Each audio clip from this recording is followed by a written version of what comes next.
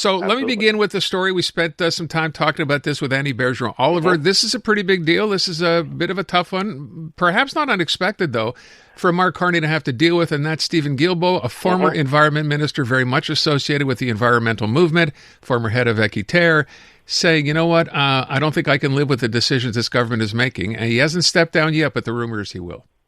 Well, the rumors seem to be more and more confirmed because as we were coming on, Radio-Canada is now announcing that Stephen Guilbeault will announce tomorrow that he is leaving not only Liberal caucus, but resigning as MP, but he will do it this summer.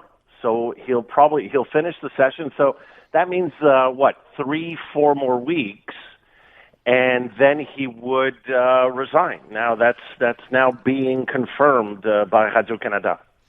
Okay, so what sort of position does this leave Mark Carney in? Well, I get that it is a bit of a, big deal, little deal, no deal.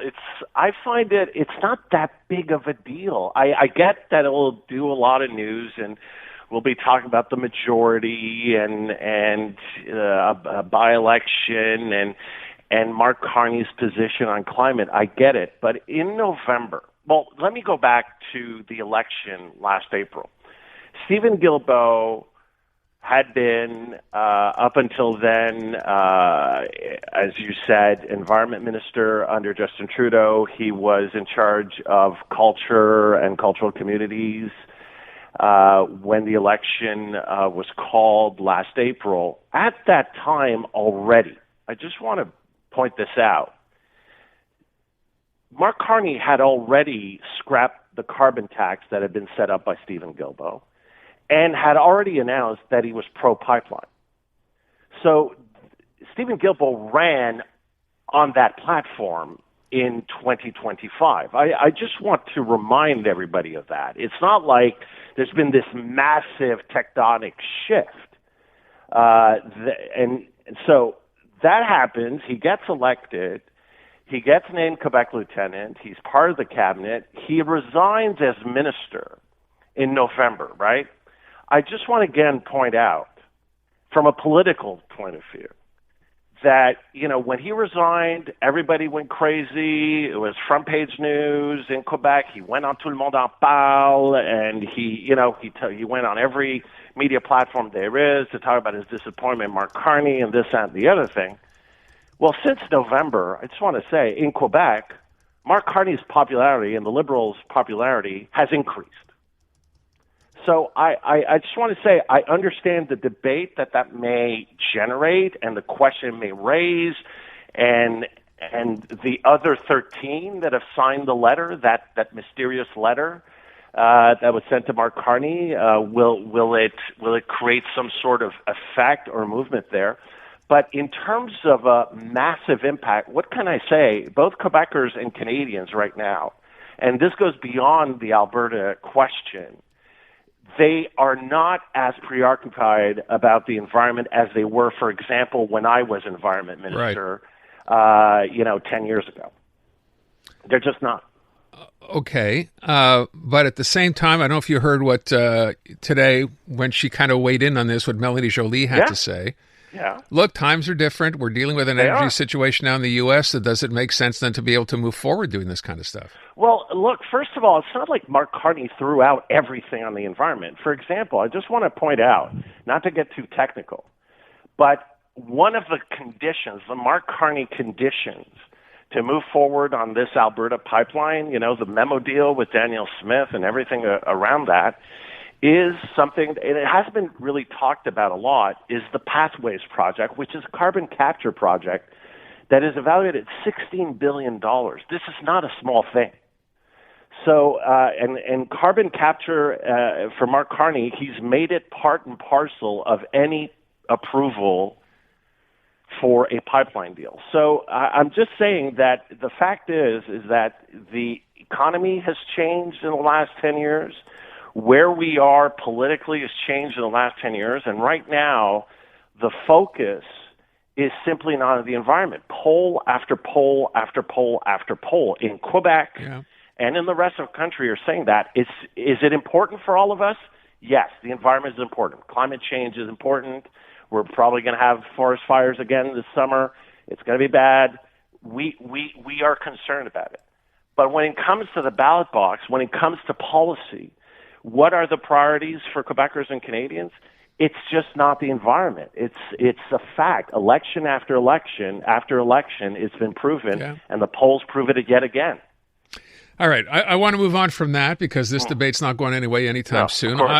We talked yesterday, David, about the lack of a stance that Charles Milliard, the leader of the provincial Liberal Party, has so far taken or not taken. And then today, Charles Milliard comes out and says he would like Quebec to draw inspiration from the economic dynamism instilled by none other than Ontario Premier Doug Ford. What the hell does that mean? Well, I think it means he listens to CJAD quite a lot. That was a quick reaction from yesterday's conversation, right? So, but I think jokes aside, Aaron, I think it shows that there is some pressure on Charles Milliard to actually come out and talk about the economy. Now, is this the best way? When I read this, Aaron, I got to tell you, first of all, when I talk about, comparing Quebec to Ontario, who would I think of first? François Legault. François Legault staked his entire career as premier as, putting Quebec in a better position economically than Ontario, or reducing the wealth gap between Quebec and Ontario. So he seems to be taking a page out of François Legault's playbook. Not sure it's the right move, but two, it's interesting. He's talking. I'll give him points by trying to talk about policy because yes, something that is really hurting Quebec and all the other provinces right now economically are all these barriers, these trade barriers between our provinces. I mean, that's hurting. And with all the tariff and trade debate with the U.S., we found out that we were shooting ourselves in the foot here in Canada. And Mark Carney has tried to make a bit of an effort federally, but most of the heavy lifting is going to have to be between the provinces. Mm-hmm.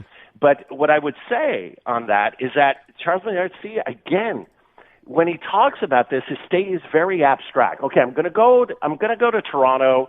I'm going to give a speech at the Canadian Club. I'm going to inspire myself from Ontario. I'm going to get inspiration from Ontario. It's not like Quebecers are looking on Ontario and say, gee whiz, I wish Doug Ford were our premier. Nobody's talking about that here. But the other thing is that give me a concrete example that will affect our everyday life here in Quebec. If you're talking about breaking down trade barriers, tell me about, it will help manufacturing. It will help create jobs in the transport industry. It will help our wine and spirits business because we'll be able to bid on government contracts in Ontario. So give me real reasons that'll say, okay, for me, for my life, if I vote Liberal in October, this will help me. See, that's the contrast I was trying to demonstrate with Christine Fréchette.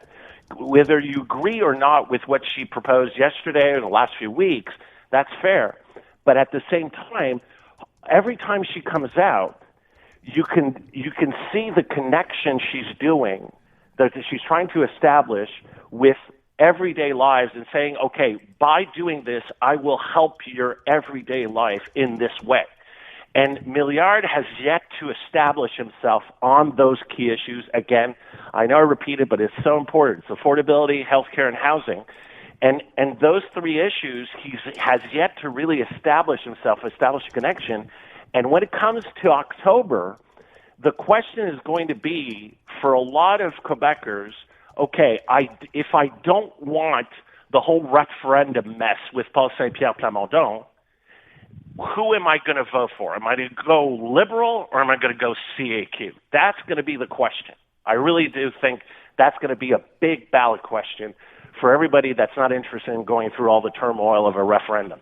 And so that question is already answered. Okay, what are you going to do for me now concretely? And that's the challenge, I think, the big challenge right now for Charles Milliard. Fair enough. And of course, David, I should point out, what we all want concretely is not to have to pay tax on salted nuts or granola bars. I think we all understand that, right? But I get what you're saying on that, and there's a lot of criticism. But I will say is that when you're okay, we're watching this closely, but when you're, in your everyday life, what you're hearing is that Christine Fréchette is trying to do something about my grocery bill. Okay. I'm just saying. Again, no, I get it. And that's exactly the question I'm going to ask when we get done here, because I asked that off the top of the show. And I will tell you from the calls we took, not a lot of people are impressed with this. I get it. No, I'm not. All I'm saying is that for Christine Fréchette, what she's first of all, she's talking to people in the regions mostly. And what she's trying to do is saying, look, here I am. Here's how I've changed from François Legault.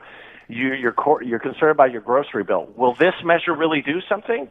Fair point. Just like Mark Carney's 10-cent reduction in the gas tax, did it really make a difference? Maybe not. But the fact is that she's trying to do something. Okay. In terms of political communications, all I'm saying, and I've been trying to say, is that Charles Milliard is going to have to get real with Quebecers about what he's going to do now to help their life. Fully agree. I think this has so far been very much a missed opportunity for him. We'll see if he in fact picks up and kind of follows, what the suggestion is, which, by the way, many people are saying, not just you, but and we're kind of sitting here waiting for Charles Milliard to, I hate to use the words, get serious. Yeah, exactly. All right. David, thank you so much. The newest tracks. Let's go.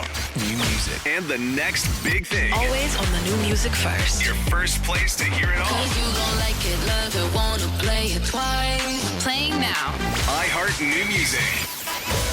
Your digital station for brand new drops, fresh finds, and tomorrow's bangers. Powered by North by Northeast Music Festival. Taking place June 10th to 14th across Toronto. iHeart New Music. Stream now, online, on your smart speaker, and preset on the free iHeartRadio app.